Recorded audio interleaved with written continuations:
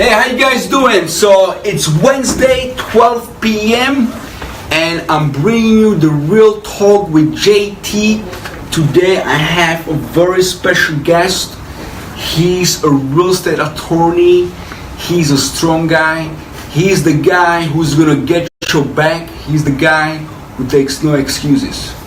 If you want to get protected, you gotta hire him. My dear friend and colleague, Steve Leunes from Astoria. Steve, thank you very much for coming. Thank you for having me. It's a great pleasure.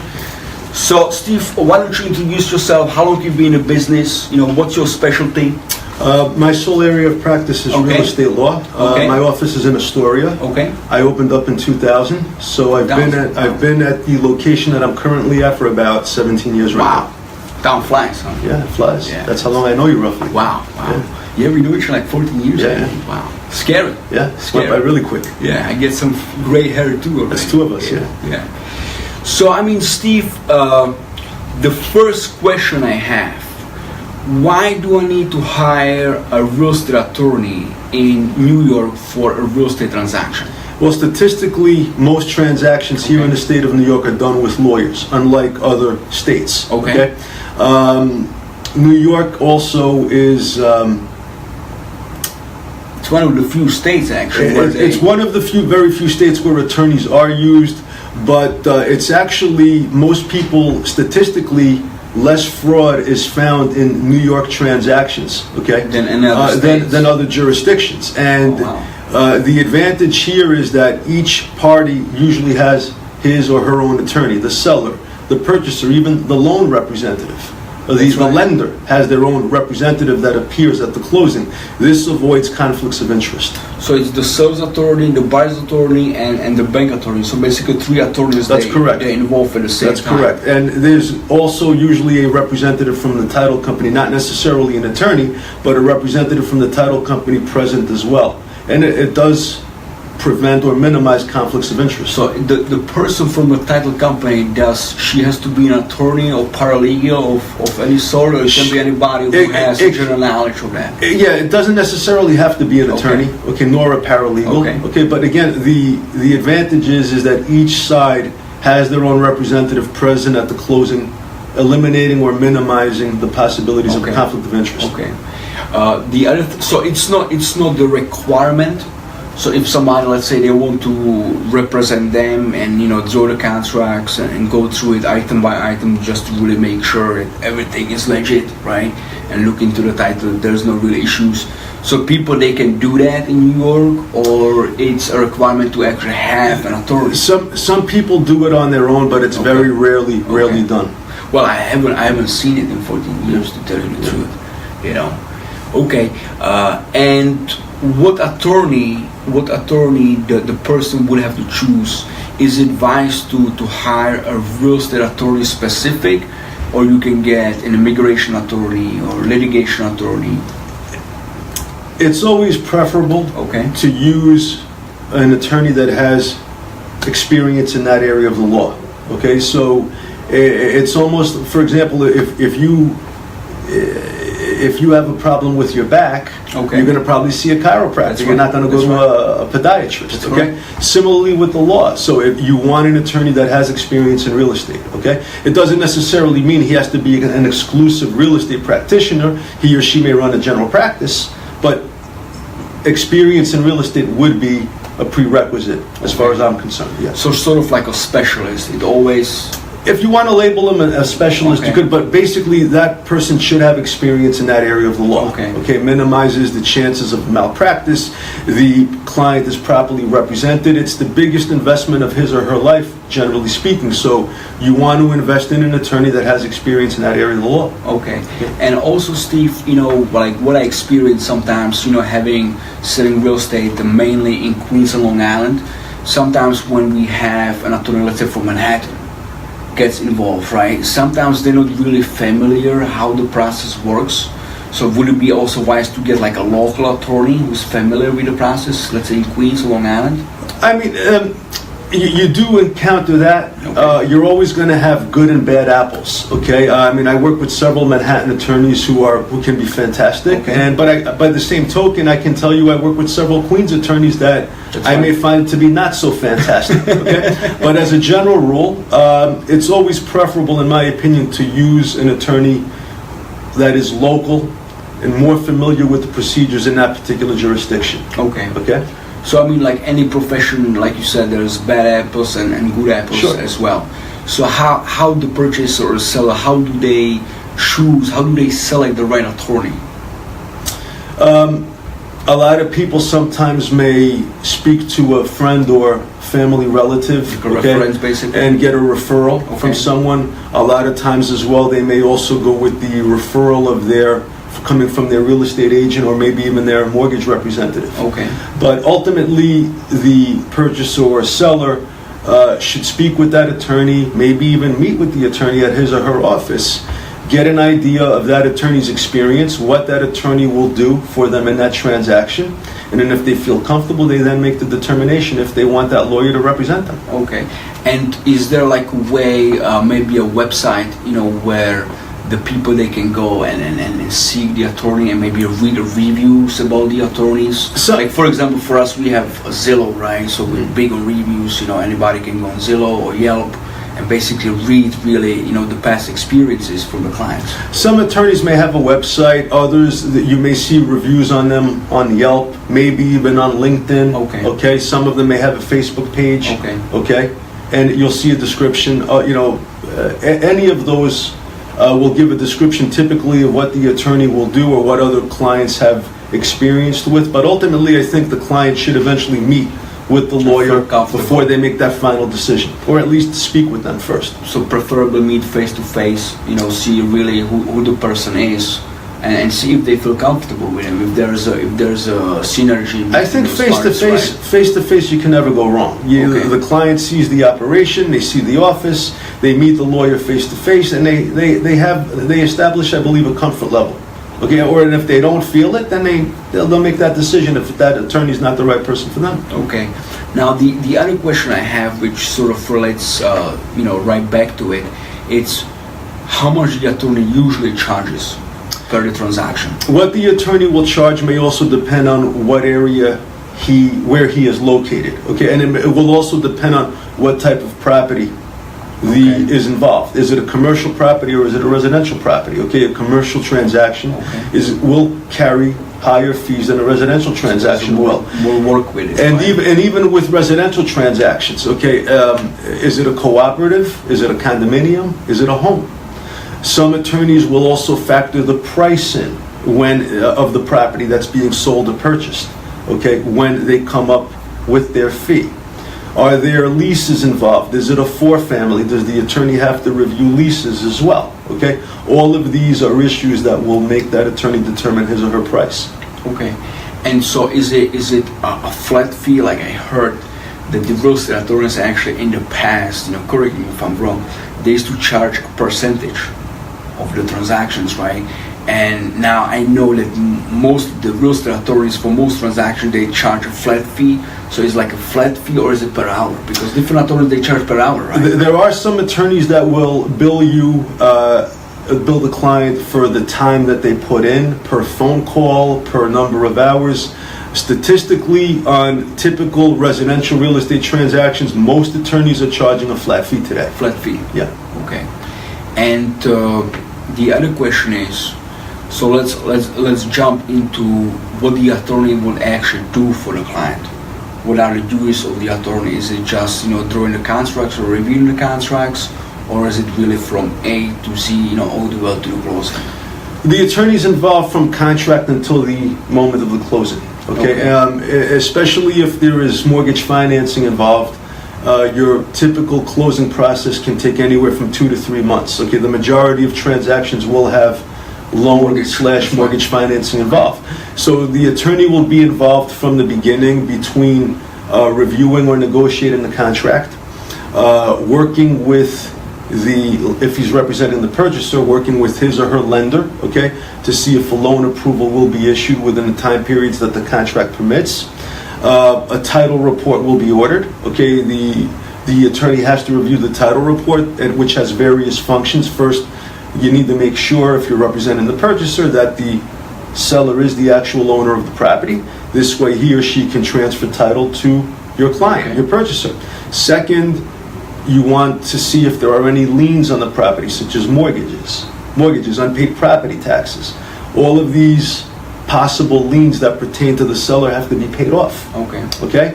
You also review your title search to see if there are any violations on the property that have been issued by the City of New York. Okay? Or one of its agencies. The typical contract will indicate, usually, that the purchaser is buying the property free and clear of violations. And also to determine the legality of the property. So if you have a representation in your contract that the property is a two-family, you need to make sure that what in fact your client is buying is a two-family. It's a real two-family. Right. And are the structures on the property legal? For example, if the property has a garage, you want to make sure that that garage is a legal structure. It was built on the property. It was built legally, right? Correct. And if it wasn't, and if it's illegally built, okay, your typical contract will permit your purchaser to cancel that contract and walk away from the transaction. So I mean, if the attorney wouldn't check all these things, and I've seen it before where I spoke to a seller and they say, hey, listen, we have a two-family and for sale, then we actually find it was a single family, right? And they had an attorney in many cases, who represented them, right?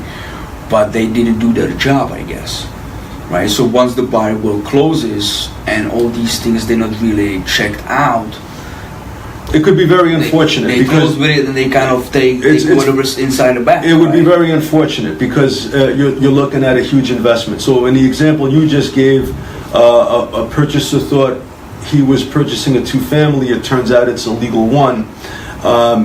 That property may not be near anything worth. That's right. What that purchaser may have paid for it. So that's obviously a big problem. Okay. Again, it's a very serious issue, and that's one of the reasons why you want to make sure that you have proper legal representation when you're making such an investment. Okay. So I know you touch on the title a little bit. So the title fees, right, and the cost associated with it, is it included in the attorney fees or is it paid separately? The title fees are separate charges. Okay.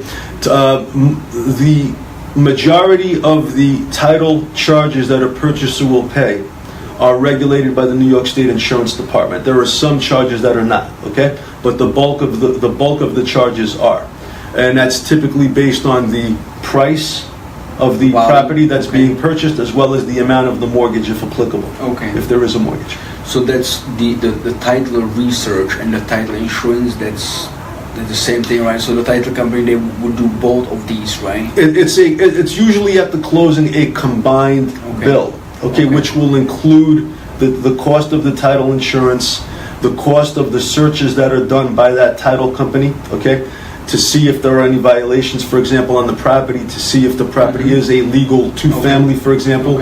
In those charges, you will also have another very big expense where you have the mortgage tax that goes to New York State for the buyer, right? For the purchaser, as well as New York City. If you're buying within the 5 boroughs, there is a mortgage tax. That's technically not a title fee, That is a tax that gets paid to the state and to the city of New York if you're in the 5 boroughs, and the title company makes that payment on behalf of the buyer. I gotcha. There are also fees in the title charges, which will include fees to file the deed or the mortgage with the appropriate jurisdiction that you're in. So let's say if the house is in Nassau or Suffolk, there is no mortgage tax for that?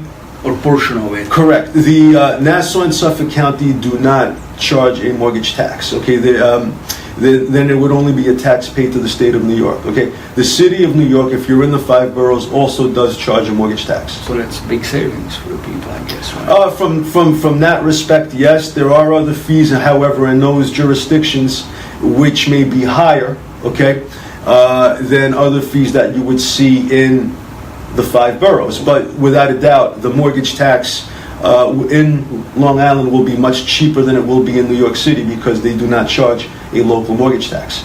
So, so far what I'm hearing, it seems like that for the buyer, if you represent the buyer, there's a lot more work for you than if you be representing the seller, right? Generally speaking, yes, but representing a seller sometimes can also have you could have your work cut out for you. You don't know many times as a seller's attorney what that title search that is ordered by the purchaser will show. A title report may come back with many objections, and now you're the seller's attorney and you have to clear these objections up. And that can be a very grueling process sometimes, depending on what is involved. Exactly. Yeah. And so you would be in control of that if you represent a seller. It's your responsibility to actually. You do as much as you possibly can. Okay? Do you have some experience, like really, really good experience or bad experience, I should say? Well, when it comes to title, it can be anything, really. It can be anything. I mean, a very common example of a title issue that will occur when you're representing a seller is a previous mortgage that was paid off. Okay, the mortgage is filed with the jurisdiction where the property is in. Okay. So it's public record that there is a mortgage on this property. Well, that mortgage may have been paid off several years ago, and the lender had to send a document that extinguishes the mortgage from the public records. I got you. That document can get lost. Maybe it was never sent. Wow. Maybe the city lost it. Anything can occur. Now it falls on you to clear the problem up. Okay, and you may have to go through certain steps. It may be difficult or it may be very simple. If the buyer doesn't have the proof, what can he do after? Well, from the buyer's perspective, the seller. I'm well, sorry. what will happen several times is that if it's a mortgage that belonged to the actual seller, okay, and if he or she does not have any information proving that the mortgage was paid off, the first step would be to contact the lender. Okay. The lender that particular seller had. But let's say the lender is no longer in the business. They closed down in 2008. They went out of business. That happens too. Yeah. Okay. Usually, I'm trying to give you the worst case scenario here. That can happen. Okay, but usually there is some type of successor. Okay, to that particular lender. Okay. Okay. There is usually some type of success, or there may be a specific department that you can contact that can eventually provide the document that you need that extinguishes the mortgage. There are certain situations where no one's around. So you have to sort of investigate and see, who you have to contact. And if you get to a point where nothing can be done, then you may have to see if the title company is still willing to insure under the transaction.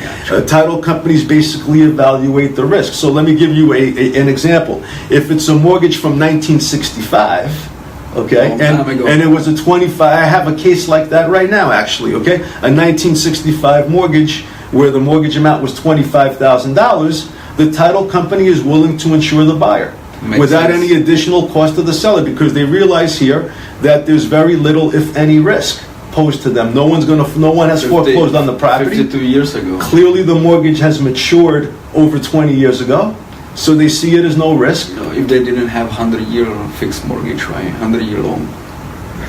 Yeah, but you see, most of the time things work themselves out, but every now and then you will get a problem which may be so serious that it may take too much time to resolve, and it may ultimately lead to the contract being canceled. It does happen. Now, closing time frame, right? I know you said it takes usually 2 to 3 months, and I know that date is usually put in contracts.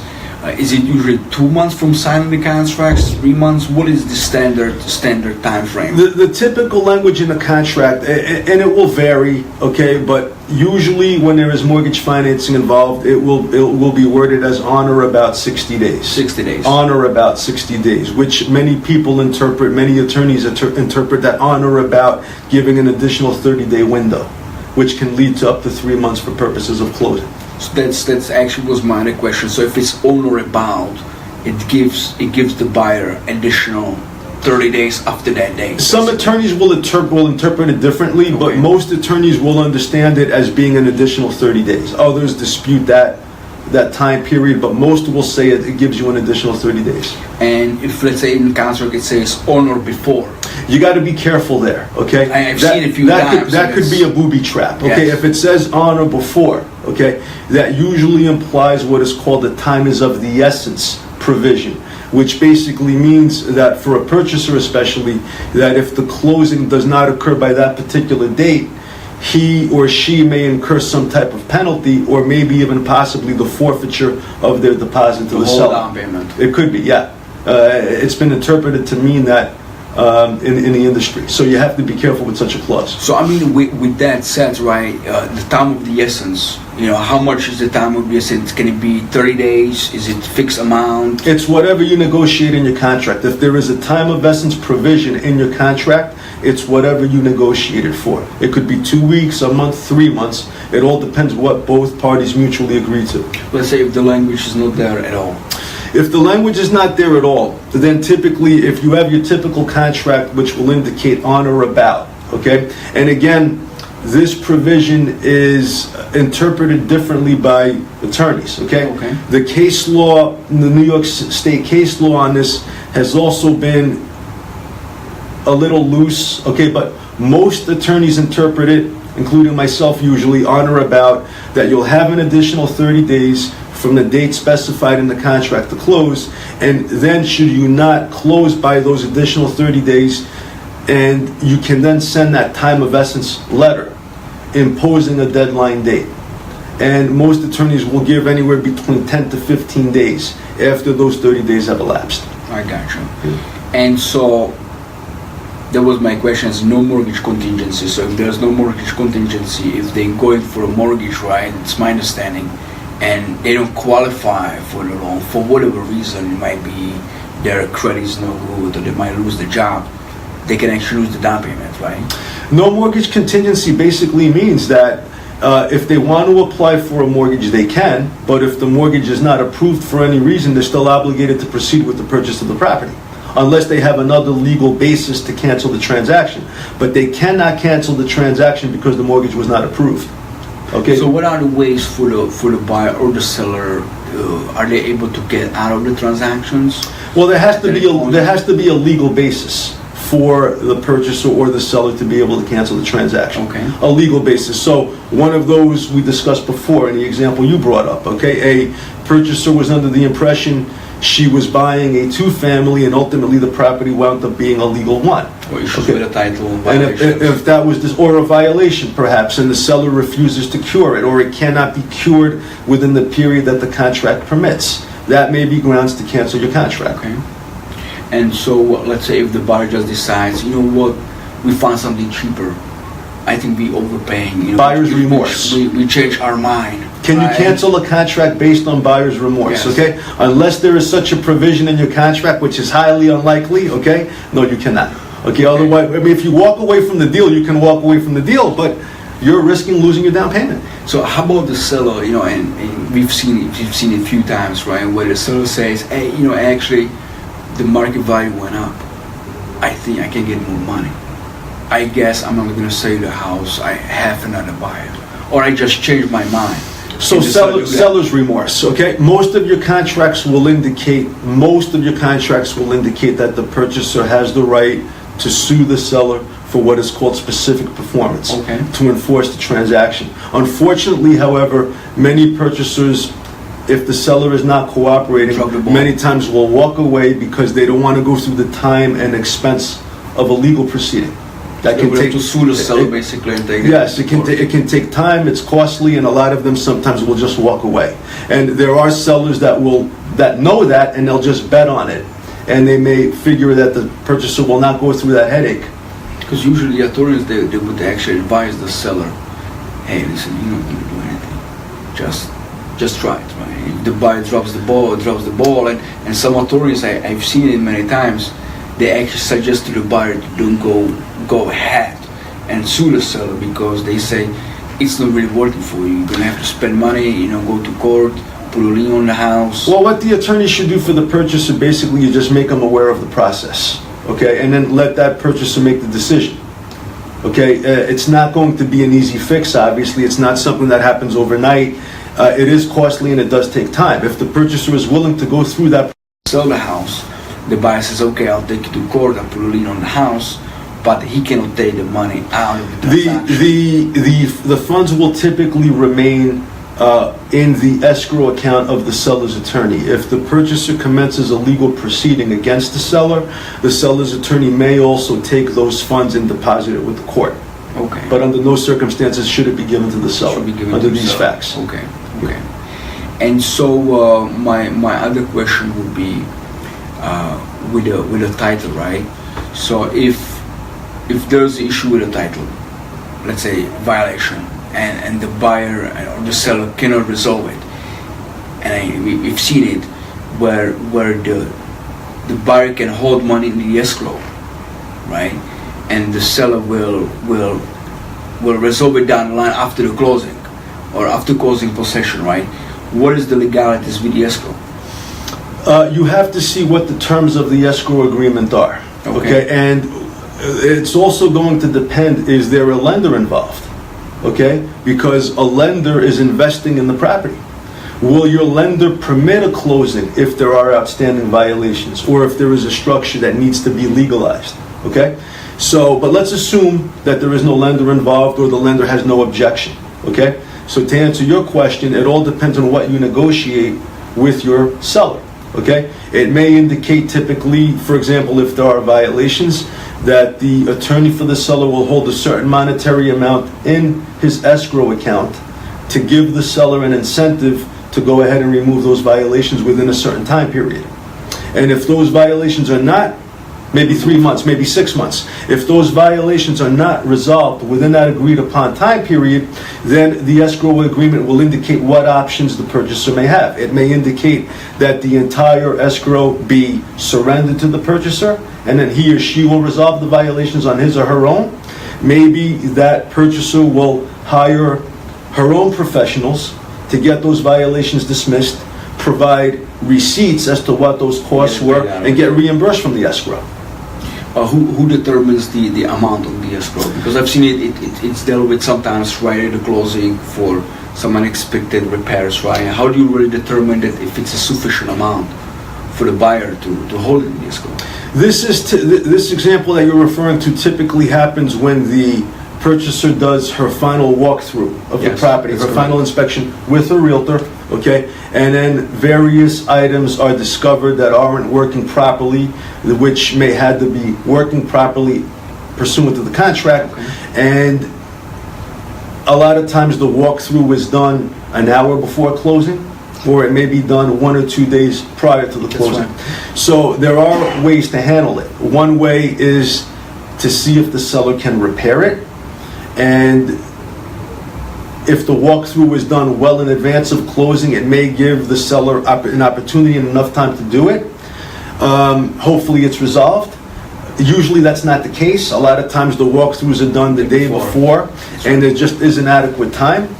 Another option would be to negotiate a particular credit, okay, that you discuss with the seller and his attorney, a mutually agreed upon credit. And what determines that credit really often is not really a legal question, okay? It will be for both sides to mutually agree upon. Okay?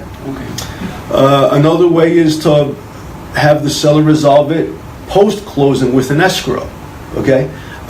Which is not usually done that often. Yeah, it's not that common. Well, I think it was very informative. You know, I really appreciate that. If you guys would like to get more information, you know, from Steve or regarding this question, maybe get some clarity a little bit more, just post in the comments and we'll get over to you. Steve, thank you for I appreciate it. Thank you very much.